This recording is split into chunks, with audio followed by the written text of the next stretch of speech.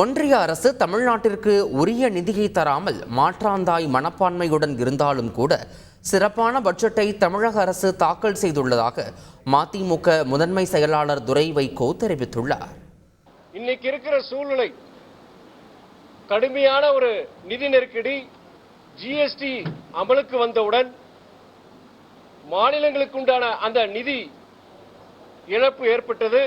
தமிழ்நாட்டை பொறுத்தவரை இந்த ஜிஎஸ்டியால் ஆண்டுக்கு கிட்டத்தட்ட 20,000 கோடி நமக்கு இழப்பு ஏற்பட்டுள்ளது. பேரிடர்னால இழப்பு சேதாரம் கிட்டத்தட்ட 37,000 கோடி நமக்கு தமிழ்நாட்டுக்கு ஏற்பட்டது. அதுக்கு பொறுத்த வரைக்கும் கிட்டத்தட்ட இதுவரைக்கும் ₹1 கொடுக்கல. இந்த மாதிரி பல்வேறுபட்ட ஒரு நிதி நெருக்கடி, ஆளுநருடைய குறுக்கீடு, பல்வேறு இந்த சிக்கல்கள் மத்தியில சிறப்பான திட்டங்களை நம்முடைய தமிழக அரசு கொண்டு வந்திருக்கிறாங்க. இந்த நிதிநிலை அறிக்கையில பட்ஜெட்ல கொடுத்திருக்கிறாங்க.